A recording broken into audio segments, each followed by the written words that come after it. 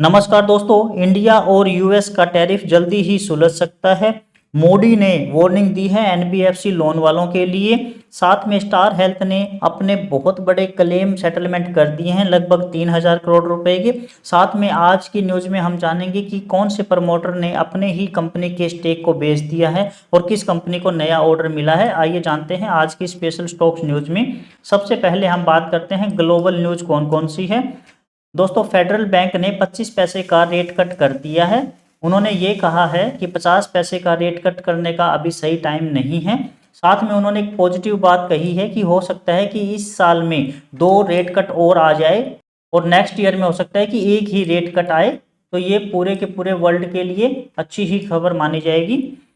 Next जो हमारी news है इंडिया और यूएस टैरिफ को लेके है। इंडियन चीफ इकोनॉमिस्ट एडवाइजर ने ये कहा है कि आने वाले 2 से ढाई महीने में 8 से 10 हफ्तों में ये इंडिया और यूएस के बीच में जो टैरिफ इशू है वो खत्म हो सकता है। तो ये इंडियन इकोनॉमी के लिए और स्टॉक मार्केट के लिए पॉजिटिव न्यूज है। मोदी ने वार्न किया है एनबीएफसी कंपनी को लेके। उन्होंने कहा है कि कंपनी बहुत ज़्यादा एक्सपेंशन कर रही है अपने बिजनेस का, तो कहीं ऐसा ना हो कि आगे चल के एनपीए बहुत ज़्यादा हो जाए, यानी कि लोन जिन लोगों ने लिया है वो वापस ना करे और नॉन परफॉर्मिंग एसेट का रेशो ज़्यादा बढ़ जाए। तो हो सकता है कि एनबीएफसी कंपनी के लिए आगे मुसीबत आ सकती है। तो हमें इस खबर के ऊपर ध्यान देना चाहिए और बहुत ज़्यादा अपनी होल्डिंग या हम बहुत ज़्यादा पैसा एक ही कंपनी में ना डालें, डाइवर्सिफिकेशन करके डालें, ये सही रहेगा।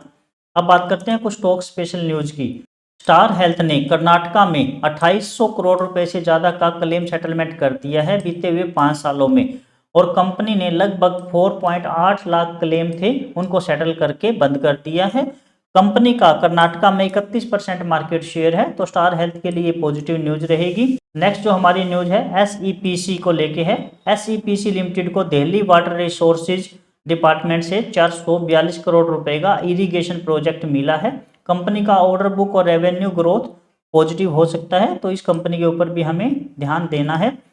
नेक्स्ट जो हमारी न्यूज है संजय कुमार पंगलिया, जो विष्णु प्रकाश आर पंगलिया लिमिटेड के एक प्रमोटर हैं। इन्होंने 5,50,117 शेयर बेच दिए हैं 15 सितंबर 2025 को।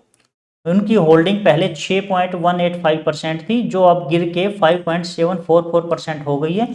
दोस्तों, जब कंपनी अपने ही शेयर बेचती है तो ये कंपनी के लिए एक रेड फ्लैग होता है और कंपनी के लिए नेगेटिव न्यूज होती है। तो हमें भी अगर ज़्यादा होल्डिंग है तो इस कंपनी के ऊपर ज़्यादा ध्यान देना चाहिए। दोस्तों, हमारे 2 चैनल और हैं। एक तो हम फंडामेंटल और टेक्निकल एनालिसिस सिखाते हैं, साथ में मार्केट साइकोलॉजी के रिलेटेड बात करते हैं। यह है स्टॉक्स विद मुकेश पे, आप चैनल को सब्सक्राइब जरूर करना। और अगर आप डिविडेंड से रिलेटेड न्यूज चाहते हैं, कॉर्पोरेट एक्शन से रिलेटेड बोनस डिविडेंड स्प्लिट, तो डिविडेंड विद मुकेश वाले चैनल को सब्सक्राइब जरूर करना। अब चलते हैं नेक्स्ट न्यूज की तरफ। आइसोलेशन एनर्जी की सब्सिडरी को इल्डा से 1134 करोड़ रुपए का एक ऑर्डर मिला है, और ये ऑर्डर इनको मध्य प्रदेश में एक मैन्युफैक्चरिंग प्लांट के लिए मिला है जो 4.5 गीगावाट सोलर सेल मैन्युफैक्चरिंग बनाएगा।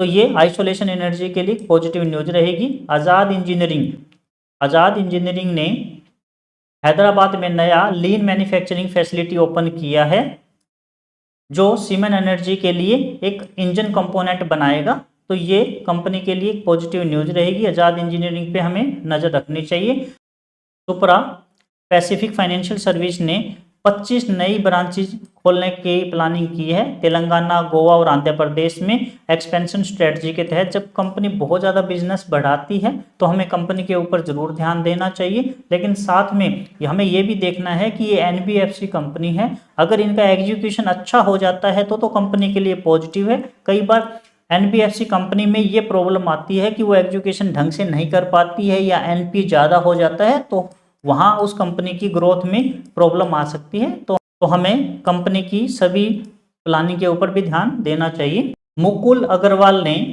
तेजा इंडस्ट्री में 100 करोड़ रुपए इन्वेस्ट किए हैं, 5 लाख शेयर एक्वायर किए हैं उन्होंने।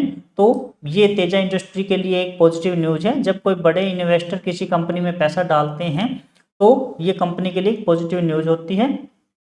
जोस्ट इंजीनियरिंग को एक ऑर्डर मिला है छोटा सा ऑर्डर है 2.54 करोड़ का HAL से, लेकिन ये खुद ही छोटी कंपनी है और इनको ऐसा ऑर्डर मिलता है बड़ी कंपनी से, तो ये कंपनी के लिए पॉजिटिव खबर होती है। ऑर्डर साइज इनका बढ़ता है तो रेवेन्यू भी बढ़ेगा और आने वाले टाइम में और अच्छा कर सकते हैं। अवेंटल लिमिटेड को भारत इलेक्ट्रॉनिक्स से 12.51 करोड़ रुपए का एक ऑर्डर मिला है।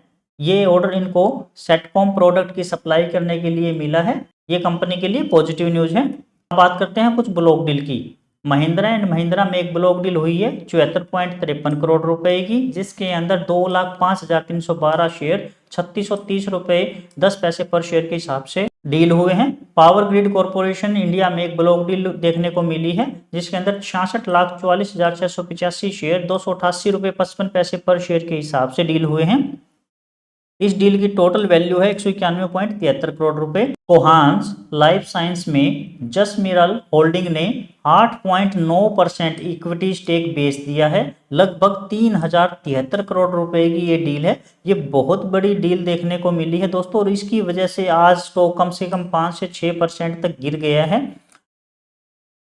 अगर ऐसी ही ब्लॉक डील एक दो और देखने को मिल जाएगी तो ये कंपनी के लिए नेगेटिव साइंस होता है। जब कोहांस लाइफ साइंस के लिए एक शॉर्ट टर्म नेगेटिव ट्रेड है। एक रीजन ये भी है कि 900 रुपए पर शेयर के हिसाब से इनका फ्लोर प्राइस रखा गया है, जो कि मार्केट में अभी 930-40 रुपए चल रहा है। कहने का मतलब जब डिस्काउंट पे प्राइस डील होती है तब वो कंपनी के लिए एक नेगेटिव खबर बनती है।